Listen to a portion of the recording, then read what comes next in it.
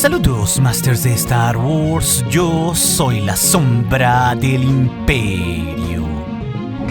La sombra del Imperio. Se ha estrenado el capítulo 11 y penúltimo de la temporada 1 de Andor, Masters. Uno titulado como Las hijas de Ferrix. Un episodio que une muchas de las tramas de esta serie y también a todos los personajes que ya habíamos visto en torno hacia Cassian Andor. Trayéndonos también momentos muy ricos llenos de tensión, pero también con algo de acción intergaláctica y ni qué decir de las brillantes actuaciones de los protagonistas de esta serie, como pasa con Diego Luna, Genevieve O'Reilly o Stellan Skarsgård. Es por eso que como es una costumbre única de este canal, que desdoblaremos todo lo que nos dejó este capítulo 11 de Andor previo al final de esta temporada en nuestro Todo Explicado. Por lo que no está de más que les advierta, Masters, que hablaremos de spoilers de este capítulo 11 por si no lo han visto aún. Ok, así que entrando en los aspectos generales de este episodio, antes de revisar sus 3 actos, debo decir que hablando de mis impresiones generales de este capítulo, este me parece muy consistente con el gran nivel que ha tenido la serie, pero también está mucho más balanceado en momentos de tensión y de acción, todo de la mano de la dirección de Benjamin Caron y sobre todo del gran reparto que tiene esta serie. Pero también en este episodio todo se une de una inteligente manera para cerrar todas las tramas que teníamos abiertas y también a los diferentes personajes que hay en esta serie, que son muchos. Es una escritura inteligente y compleja, y esta vez va de la mano del propio Tony Gilroy, quien escribe este final a 2 partes, Masters. Y con Tony, pues no nos olvidemos que él es el showrunner de esta serie y también el escritor de la cinta de Rogue One y el verdadero salvador de ese filme, dirigiendo todos los reshoots de esa cinta para montarla de una diferente manera y darnos ese resultado final que vimos con ella en los cines. Y de nuevo, pues es un capítulo donde los diferentes elementos que conforman el cine se notan, no solo pues con el de por sí siempre destacable diseño de Luke Hall, o también con las grandes notas musicales de Nicholas Britell en la tensión, o también con esos violines trágicos al final de este episodio. Pero también lo tenemos con nuestro paisano mexicano Damián García, quien se vuela la barda en este episodio en la fotografía, como también ya se los dije del guion, Masters, regalándonos en la foto pues momentos visualmente que son fascinantes, sobre todo con algunos que te pegan verdaderamente en el corazoncito y que también dicen mucho, retratando la tristeza y el aire desgarrador de este episodio, acompañado también por las grandes actuaciones, como pasa aquí con Mon Mothma y Genevieve O'Reilly, acompañada con la lluvia nocturna de Coruscant estando acorralada en su decisión,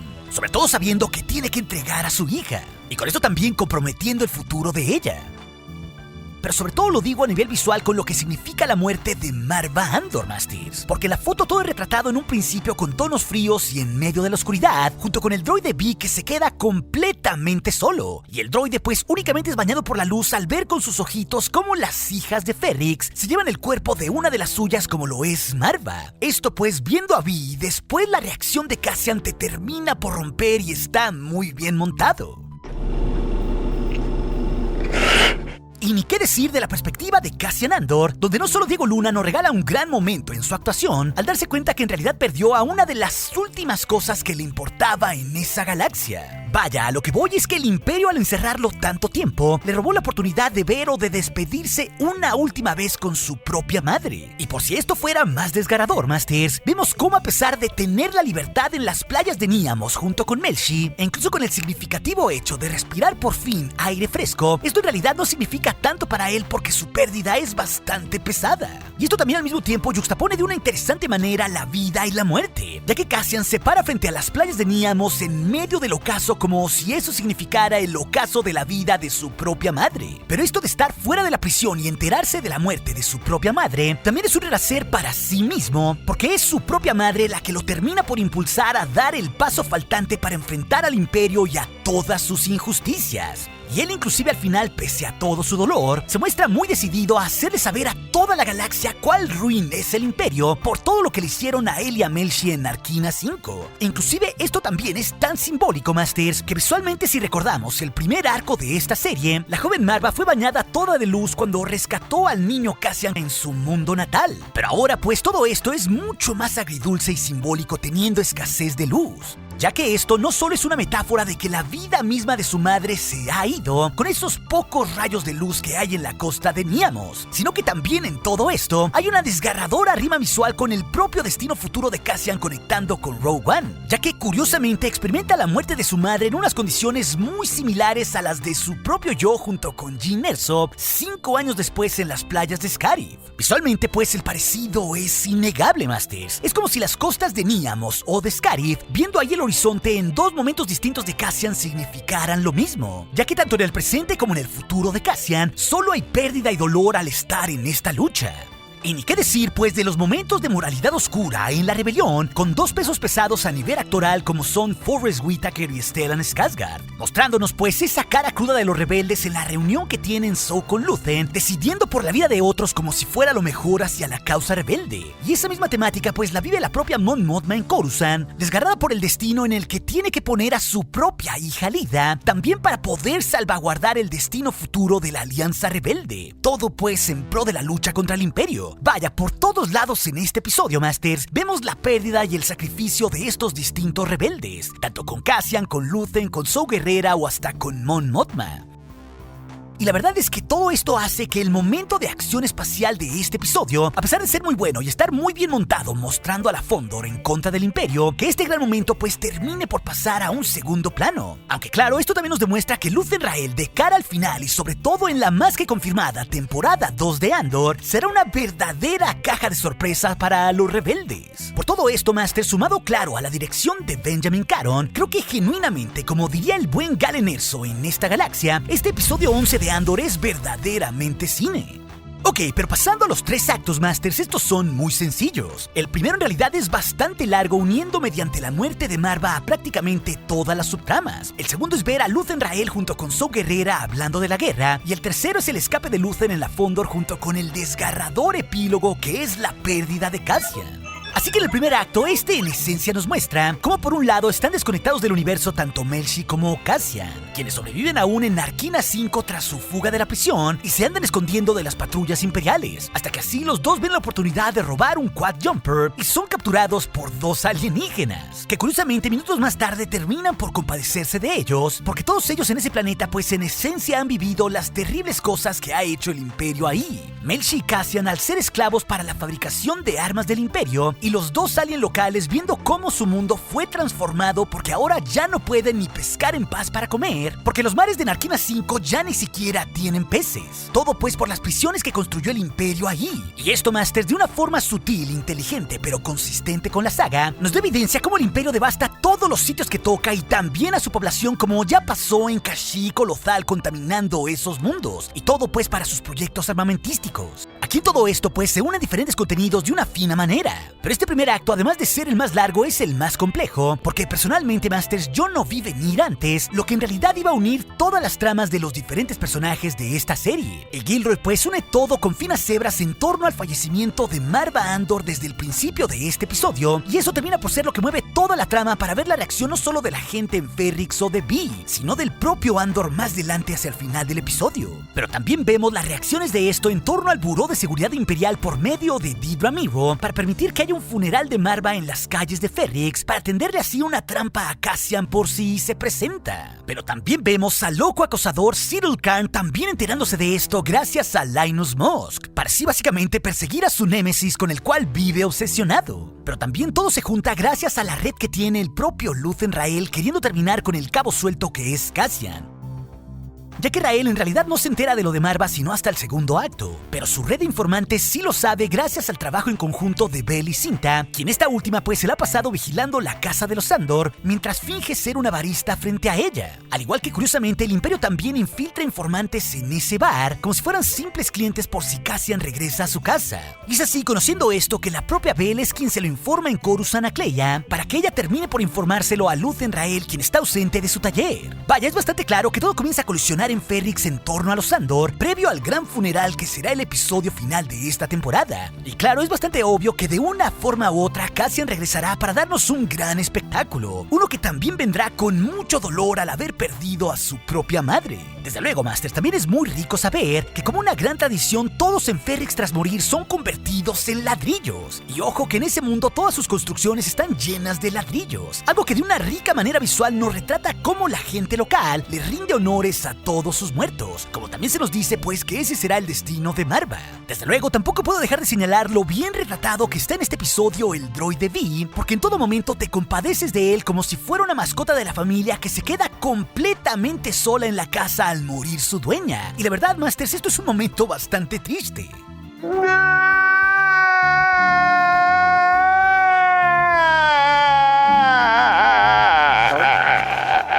Aunque también en esto hay momentos que te alegran y nos dan mucha empatía hacia Vi, cuando el amigo de Cassian, es decir, Brazo, decide quedarse por una sola noche en la casa de Marva para que Vi pueda despedirse a su manera. Eso pues me pareció un detalle muy bonito. Claro, también este acto nos cuenta cómo el Imperio ha torturado mentalmente a Vix Kalin, dejándola prácticamente rota, Masters. Y aquí en el interrogatorio en el buró por fin conocemos la cara del rebelde Anto Krieger, que tanto se nos había mencionado en los episodios pasados, y de quien más adelante en el segundo acto Luthen y Saw Gerrera deciden su trágico futuro. Así que esta tortura de Vix, además de darnos contexto sobre ese rebelde, termina por darnos otra razón por la cual Cassian Andor debe volver, porque alguien debe rescatar a Vix. Pero así, para ya cerrar el primer acto, vemos cómo sigue arrinconada en Coruscant Mon Mothma, habiendo mucho simbolismo aquí, ya que por un lado se vuelve a ver con su prima Bell para contarle todo lo de sus problemas financieros y cómo el Imperio la está arrinconando con todo ese desvío de fondos personales hacia la rebelión. Pero claro, es aquí de una simbólica manera que ni Bell ni la propia Mothma aprueban la tradición chandriliana de los matrimonios arreglados, porque a una pues le gustan las chicas y la otra es infeliz con su esposo Perrin Ferta. Y aún así, con todo este contexto, Mothma permite que su hija se instruya en las formas tradicionalistas ahí en la embajada de Chandrila, dejando entrever que esa decisión que se planteó desde el capítulo pasado, cuando ella vio al mafioso Davos Scoldon, puede terminar por ser su única salida para resolver sus problemas contables ante el Imperio. Así que no le queda otra más que vender a su hija y unirla con el hijo del mafioso, juntando su sangre y sobre todo comprometiendo a su familia con estos tipos de poca moralidad. Y todo esto pues está retratado como si en estos momentos precisos la integridad moral de Mothma y su máscara poco a poco se fuera rompiendo al estar acorralada, teniendo que sacrificar pues a lo que más quiere, es decir, su propia carne, con tal de salvar el futuro de la galaxia mediante la rebelión. Todo pues por un fin mucho más grande idílicamente hablando, aunque esto también te termine por destruir por dentro, algo que está muy bien retratado con las lágrimas de la senadora. Y este simbolismo narrativo del sacrificio se repite también ya entrando al segundo acto de este capítulo, Masters, donde, como les decía, vemos de nuevo reunidos a Luthen Rael junto con Saw Gerrera, viendo mucho más color de sus partisanos y de la forma de operar de Saw. Pero aquí, inteligentemente en la escritura, ya no vemos a esos hombres rudos que se medían en un cierto momento pasado como duros negociadores para hacer o no una misión, sino que los dos dejan aquí sus máscaras atrás y se rompen, viendo la realidad de la situación y lo crudo que es la guerra. Gerrera pues por un lado mostrándose desesperado, sí queriendo aceptar en un principio la misión en conjunta de Anto Krieger a la cual se había negado. Y Luthen por otro lado siendo mucho más sincero con él sobre que los agentes del Imperio ya saben del golpe en Spellhouse y que eso será en realidad una carnicería. Pero esto no solo se vuelve hiperrealista retratando la pérdida, sino también las duras lecciones de ciertos líderes de la guerra tal y como define este conflicto Gerrera al final. Y para ellos en esencia pues lo importante es ganar y no cómo lo hacen. Algo que en realidad es una temática recurrente en Star Wars, siempre en esta lucha entre el bien y el mal. Y para estos tipos de moralidad cuestionable, pues el sacrificio es tolerable. Y en este sentido, pues estos rebeldes en específico se ensucian tanto así como los imperiales, con el mismo tipo de lodo con el que juegan los Sith. Para nada pues cercano a la filosofía de los Jedi. No obstante, con Mothma pues ya hemos visto la otra cara de esa moralidad rebelde, que es intachable en todos los sentidos. Lo interesante pues es que esta figura intachable también parece que hasta un cierto momento está cerca de romperse. Así que, como les digo, Masters, el sacrificio y la pérdida está presente por todos lados en este capítulo de una gran manera. Y sobre todo este elemento de reflexionar cuál es el mejor futuro para todos sin llegar a romperte en medio de la lucha. Así que Luthen y Saw deciden no informar a Anto Krieger de que el Imperio ya sabe que va a dar un golpe, provocando con esto la muerte de 31 hombres rebeldes que ahora básicamente serán mártires, todo para proteger a su informante Lonnie Young dentro del Buró de Seguridad Imperial, todo supuestamente de cara a un mejor futuro y por el bien mayor. Aunque claro, Masters, en una de esas puede ser que el Imperio ya tenga sus ojos bien fijados en Lonnie Young y que todo esto pues no haya servido para nada más que para retratar el lado oscuro de Luthen Rael y Saw Gerrera. Así que este hecho, como ya pasó en Aldhani, termina por dar otro duro banderazo de salida de lo que será la Guerra Civil Galáctica. Pero esto también se da a la par de que Cassian Andor en este acto vuelve por lo que olvidó en las playas de Niamos, junto con su ahora hermano rebelde Melshi, recuperando así sus créditos y sus armas previo a saber la desgarradora noticia sobre su madre Marva. Pero aquí también, cuando Luthen está en la órbita de Segra Milo, hablando en clave de una inteligente manera para no ser descubierto con Kleya, ellos terminan por darnos a entender que eso sobre el fallecimiento de Marva sucedido en Ferrix podría comprometer su situación futura, porque es prácticamente seguro que Cassian irá para allá. Así que básicamente todo el mundo está interesado en lo que suceda en Ferrix, como es más que evidente. Y esto también plantea que el propio Luthen Rael también estará en ese planeta, junto con la nave Fondor en el final de temporada, algo que podrá darnos muchos otros momentos de acción, Masters. Y eso sin dejar de considerar el golpe que está esperando dar Dedra Meero. Y es justo aquí que en medio de la conversación de Kleya y Luthen, que todo es interrumpido en el acto final por medio de un crucero Arrestor del Imperio, una nave que fue sacada del baúl de los recuerdos de los tiempos de George Lucas, Masters, para así por medio de esta nave capital detener a Luthen Rael por medio de su rayo tractor, y sobre todo pues comprometer toda esta situación. Y esta en realidad es una secuencia llena de tensión mientras el capitán del crucero imperial revisa la información de la nave y también pretende abordar a Rael con el pretexto de actividad de piratería en aquella zona. Desde luego esto Luthen no lo permite, pero también esta situación revela mucho más de él, porque ahora sabemos, Masters, que su nave la Fondor estará comprometida en los registros imperiales y no podrá moverse así de fácil. Pero también con todo esto, Rael nos demuestra que es una verdadera caja de sorpresas con su Fondor, barriendo por completo no solo al rayo tractor del crucero Arrestor en una gran secuencia de acción, ya que por si fuera poco es perseguido por un escuadrón de TIE Fighters y un TIE Bomber a máxima velocidad, y él usando a la Fondor los barre sin fallar un solo tiro como si fueran simples cucarachas, mostrándonos en realidad lo que se puede hacer con una fina y cara nave de los astilleros de Fondor si esta pues está armada hasta las chanclas, contraponiéndose pues contra esos bochos imperiales que son los TIE Fighters de bajo costo, Masters. Y ni qué decir del rayo láser de la Fondor, Masters, que es en realidad toda una monería de esa nave para barrer a todos sus perseguidores. La escena pues me parece corta, pero es sin duda muy buena a todos los niveles, y en realidad ya me hacía falta algo de batallas espaciales en esta serie, debo decir. Pero bueno, la última secuencia de este episodio es brillante, porque este significa ese paso final que necesitaba Cassian Andor para asumirse por completo en esta lucha, dejando atrás la vida simplona de un mercenario para ser así todo un héroe por la causa rebelde. Uno que en este momento de su vida lo ha perdido todo: su vida, su libertad, su seguridad, su planeta, su hermana de sangre y ahora también a sus dos padres adoptivos. Y ver la reacción de Cassian con la actuación de Diego Luna es simplemente brutal al momento que se entera de la muerte de Marva Andor, Masters. Sobre todo porque este personaje creía que podría volver a verla y que sabía que Marva se sentiría orgullosa de que por fin se había levantado en contra del Imperio Galáctico por todo lo que ya había hecho en Aldhani y en Narkina. Cosas pues que para nada son menores. Pero ahora de una trágica manera la expresión de Cassian nos lo dice todo. Su también madre rebelde que tanto lo impulsó en la lucha nunca sabrá de aquello. Y eso es lo verdaderamente desgarrador de todo esto.